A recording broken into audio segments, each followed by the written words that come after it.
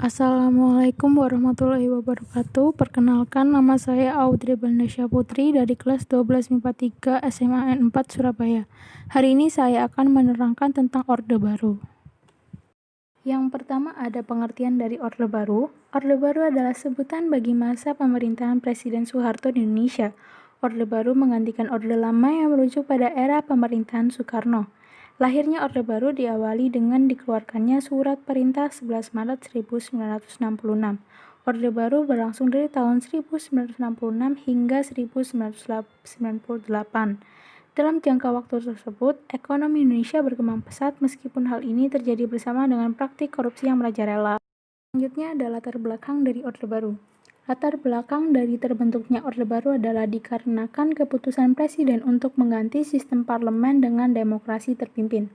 Hal ini memperparah kondisi dengan memperuncing persaingan antara angkatan bersenjata dengan Partai Komunis Indonesia.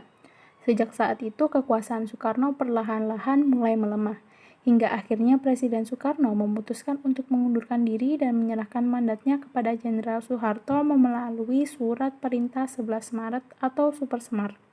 Secara resmi, Jenderal Soeharto diangkat sebagai Presiden kedua Indonesia pada 22 Februari tahun 1967 melalui ketetapan MPRS dan Sidang Istimewa MPRS. Selanjutnya ada tujuan dari Orde Baru. Tujuan dari Orde Baru yang pertama adalah mengoreksi total penyimpangan yang terjadi pada era pemerintahan Orde Lama. Kedua, penataan kembali seluruh aspek kehidupan rakyat, bangsa, dan negara.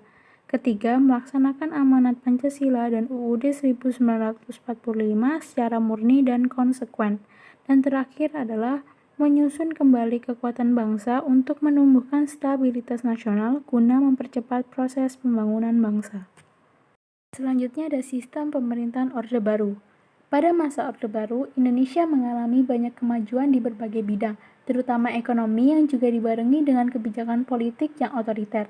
Sistem pemerintahan Orde Baru adalah patronase atau bapakisme. Bapakisme adalah praktik hubungan pemimpin dan bawahan yang meniru pada pola hubungan bapak dan anak. Bapakisme mengajarkan bahwasannya bawahan harus hormat dan patuh pada pimpinan. Sepanjang 32 tahun era kepemimpinan Soeharto, telah terjadi pergantian kabinet sebanyak 8 kali.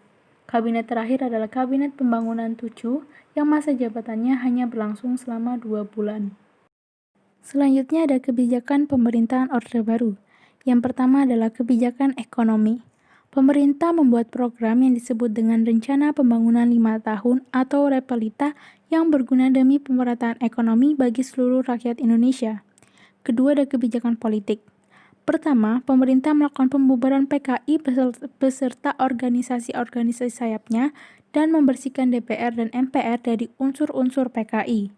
Kedua, pemerintah menyederhanakan partai politik dari 10 menjadi 3, meresmikan peran militer dalam pemerintahan, serta mewajibkan penataran P4, yaitu pedoman, penghayatan, dan pengamalan Pancasila bagi masyarakat.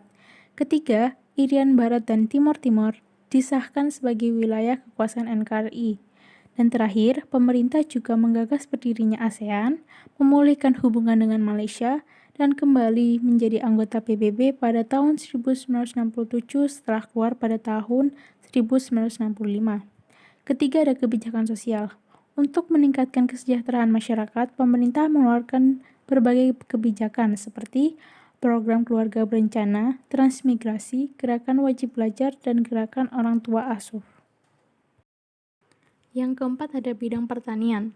Pemerintah melakukan beberapa kebijakan seperti Repelita, Revolusi Hijau, Bimas, Inmas, Insus, dan Panca Usaha Pertanian untuk meningkatkan pembangunan pertanian yang akhirnya mampu mewujudkan Indonesia menjadi swasembada pangan.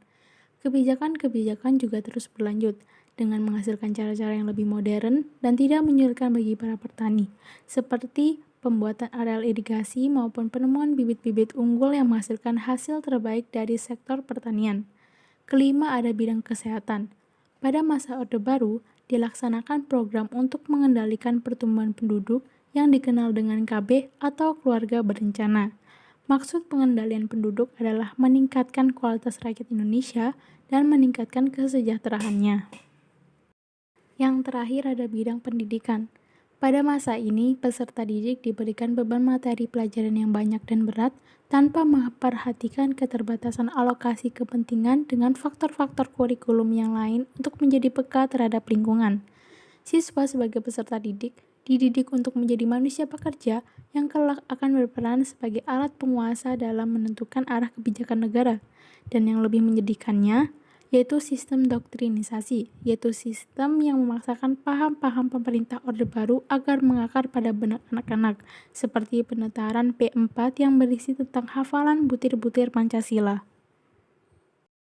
Selanjutnya ada ciri-ciri pemerintahan Orde Baru. Yang pertama, pemerintah diktator dan otoriter, tetapi kondisi tetap aman, nyaman, dan terkendali. Kedua, implementasi hak asasi manusia masih sangat terbatas dan masih marak terjadi pelanggaran HAM. Ketiga, Indonesia kembali menjadi anggota PBB. Keempat, pemilu hanya diikuti 3 partai dan diadakan 5 tahun sekali tetapi tidak bersifat demokratis. Kelima, terjadi pemerintahan dengan sistem sentralistik, yaitu kekuasaan pada presiden. Keenam, pembangunan dan pertumbuhan ekonomi sedang berkembang pesat. Ketujuh, kebebasan pers sangat terbatas dan tindak korupsi terjadi di mana-mana. Dan terakhir, kebijakan publik tidak transparan, serta tidak adanya kebebasan untuk berpendapat sehingga memberikan kesan ideologi tertutup. Selanjutnya adalah kelebihan dari Orde Baru. Yang pertama, meningkatnya GDP per kapita Indonesia, yang mulanya hanya $70 dan berhasil mencapai lebih dari $1.000 pada tahun 1996. Kedua, program keluarga berencana berhasil diimplementasikan pada masa Orde Baru.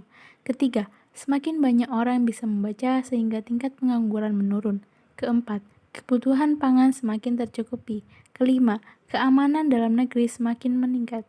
Keenam, gerakan wajib belajar dan gerakan nasional orang tua asuh sukses dilaksanakan. Ketujuh, Indonesia mulai membuka peluang investasi bagi investor asing, sehingga menerima banyak dana dari luar negeri. Kedelapan, Repelita atau rencana pembangunan 5 tahun sukses dilaksanakan. Dan terakhir ada kekurangan dari Orde Baru. Yang pertama, kasus korupsi, kolusi, dan nepotisme marak terjadi. Kedua, pembangunan negara tidak merata dan muncul perbedaan mencolok antara pembangunan pada pusat dan daerah. Ketiga, rasa ketidakpuasan bermunculan di sejumlah daerah di Indonesia.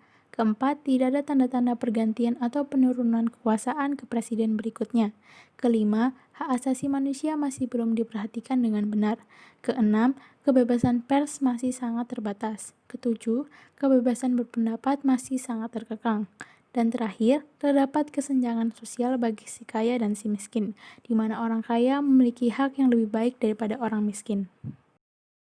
Baik, itu saja yang dapat saya sampaikan dari video kali ini. Semoga bermanfaat. Terima kasih. Wassalamualaikum warahmatullahi wabarakatuh.